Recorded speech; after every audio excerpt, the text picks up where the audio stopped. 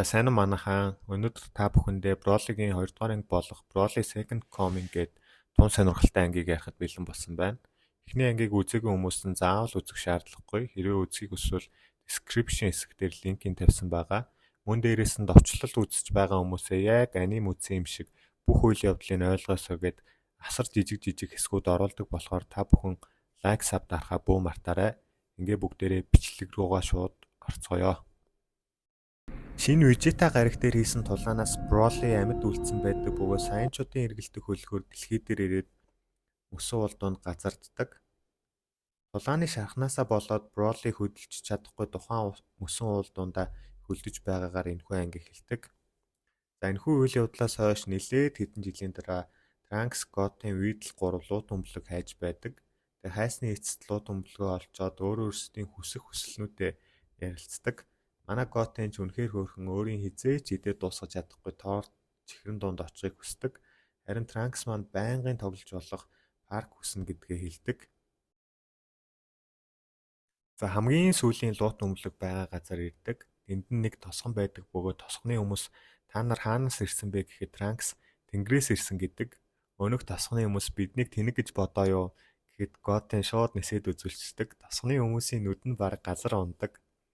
Тухайн тосгоны хүмүүс нэг бяцхан охиныг өргөл барих гээд байдаг. Юу болсон бэ гэхээр тосгоны цаад талд байдаг ууланд мангас байдаг бөгөөд тосгоны хүмүүс тосгоноо хамгаалахын тулд нэг жаахан охиноо өргөл болгох гээд байдаг.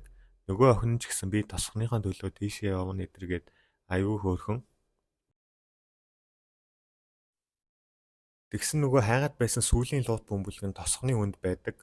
Манай эд ч нөгөө мангасыг алж өгөхөөр болж алсныхаа хариуд луут бөмбөлгийг авахар тохиролцдог. Тэгээ өргөл болгоод байдаг газар нөгөө охины оронд манай гурав очдог. Өргөл болохоор хажууд нь баахан хоол байдаг. Тэгээ Trunks нэг альмигийн шүүрээд аваа идчихдэг. Goten ч өсөөд байсан болохоор диску нэг альмиг нь авах гэхэд Videl түүнийг алгадчихдаг. Goten ч яагаад намайг алгадчихв гэд амар чангаар уйлаад эхэлдэг. Тэгсэн нөгөө ууланд нь Broly мөсөнд ор хөлдсөн байж байдаг. Goten-ийн уйлах чимээ яг Goku-гийнхтэй адилхан байсан болохоор Broly-гийн бага байх үеийн дурсамж сэргээд байдаг. Goten-ийн уйлах чимээ Goku-г санагдуулж сүүлийн тулаанаас санаж эхлээд Broly хальт мэлт сэрж эхэлдэг. Энэ үеэр болохоор манай гурав дээр нөгөө мангас гарч ирдэг. Goten Trunks хоёрч болгож тавьчаа оройн нөгөө мангасын махаар бүгд хоол хийж иддэг. Маргааш нь ч болж Videl хамгийн түрүүнд сэрээ гол руу очдог. Гол руу оцсон чи өчигдрийн Goten-ийн уйлах чимээгээр Broly аль хэдийнээс ирсэн байдаг.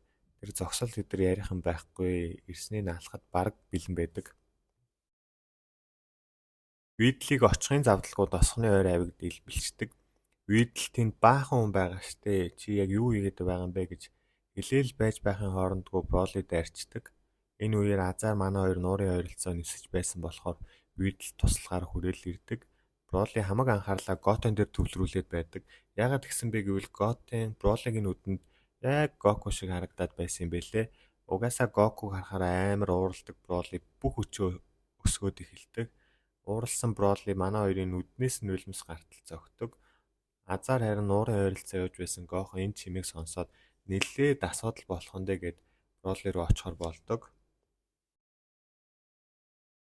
Goten Trunks хоёр Super Saiyan болоод үзэж тарж идэг. Нөгөө дайралтууд нь Broly-д юм болохгүй.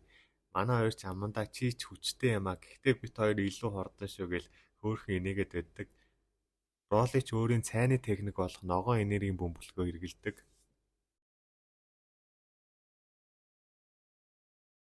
Trunks Goten хоёр ярилцаад Trunks Broly-г саатуулж байх хооронд Goten луут бөмбөлгөө хайхад болдог. Trunks нэлээд тулааны илдэвтэй Broly руу хөөрхөн эд зохиод авдаг. Гэсэн хэдий ч Broly тэр доор нь хариуг нь бариад байдаг. Энэ хооронд Goten морь харсан шигээ тайван байж идэг. Trunks бүр Broly-д ойртож чадахгүй болохоор түүнээс цухтаасан ч нэх удалгүй баригдчихдаг. Аль түрүүний Gohan тулааныг сонсчоо яагаад ирэхгүй вэ гэж таад бодож гин үү? Би ч та эдтэй адилхан яг тэгж бодож гин. Gohan ирэхгүй л байдаг. Broly Trunks-ыг толгоон дээрээ гаргачаад биеийг нь шахаж байдаг. Тэгсэн чинь Broly-гийн нүүрэн дээр нэг юм урсаал эхэлдэг. Би ч дотроо арай ч хээчээгүй байлгүй дээ гэсэн Trunks-ийн царайнаас бүх юм ойлгомжтой болдог. Унсан Трунксыг Готын лууд бөмбөлгөө цуглуулчаа яг аварч чаддаг. Даанч Броли өөрийн цайны техникийн хэрэглээ манай хоёрыг газар шийтдэг. Броли Готоныг харчаад Какарот гэж хэлж байхад Гохон энэ бүхний эцэст ирдэг. Манай хоёр ч бөөн баяр нүдэнд нь нулимс цэглэгнээл уул нь аав энэ гарыг 7 жилийн өмнө ухсандаа яаж амьд үлдчихвүгэ Гохон нилээн гайхдаг. Гохон ч угаасаа Бролигийн хүчийг мэдэж байгаа болохоор эхнээсээ нухацтай үзнэ. Очоод худлаа унан Бролигийн өдөөс хөөхөн эд зохиод авна. Даанч нөгөөх нь юм мэдрэхгүй үйдэлж ирээд тусыг ис олно. Бролигийн тэр цайны техник бүр аимшигтай хүчтэй. Дээрээс нь зүгээр ойр авд байгаа бүх юмаа үнс олгодог.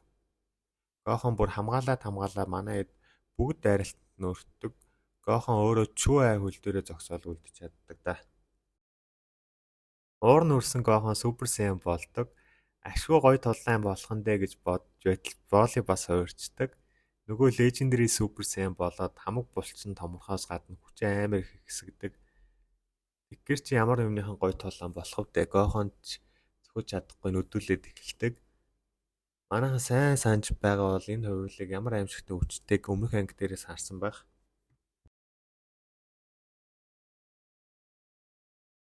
Гохон ч надад ямар ч боломж алгадаа гэж лава руу хараад байдаг.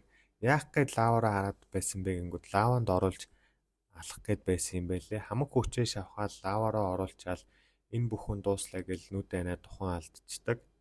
Тэгээл лава түүнийг яг бүрхэхийн даваан дээр нөгөө бүх юм дууссаны дараа гарч ирдэг Крилийн ирээд түүнийг авардаг.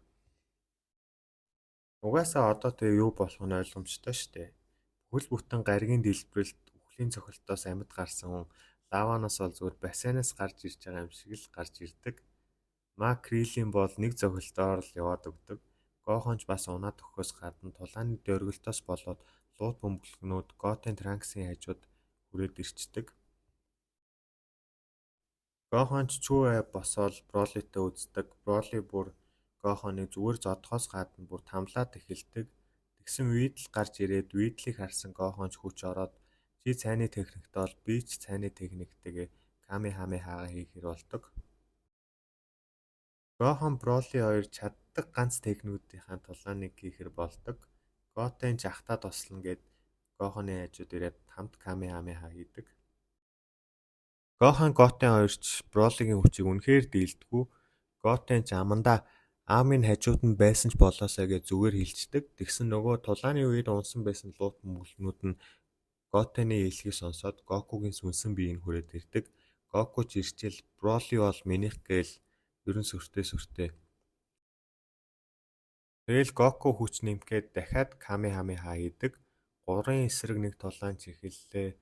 Гоку маань нөгөө хоёрыг зоригжуулаад эхэлдэг. Гохон чи дэлхийг устгах чинь гэж санаа зовоод байна уу? Лууд бөмбөлгөөр бүгдийг сэргээж болно штэ. Биеэс хол тавиа гэд Гоку Гохон хандаж хэлдэг. Legendary Super Saiyan Broly-д ямар ч хүчний лимит байхгүй болохоор улам бүрэл хүчээ нэмсээр байдаг. Энэ үеэр Trunks хальт хөл дээрээ зогсоод өөрт байх сүүлийн хүчээрээ бяцхан дайралт Broly руу хийдэг. Яг тэр дайралт нь Broly-гийн тэр тасралтгүй дайралтыг 1 секунд зогсоох хооронд манай гурав хамтдаа гээл бүх хүчээ хэрэглэдэг. Даанч Broly зогсооход хэтэрхий оройтсон байлаа. За ингээл үлгэр амар сайхандаа жаргаж байгаа юм да. За энэ хүртэл үзсэн бүх хүмүүстээ баярлалаа. Дараагийн бичлэгээр юу үзэхээ комент хэсэгт бичээрэй. Мөн лайк, саб дарахаа бөө мартаарай. Дараагийн бичлэг орох хүртэл түр баяртай.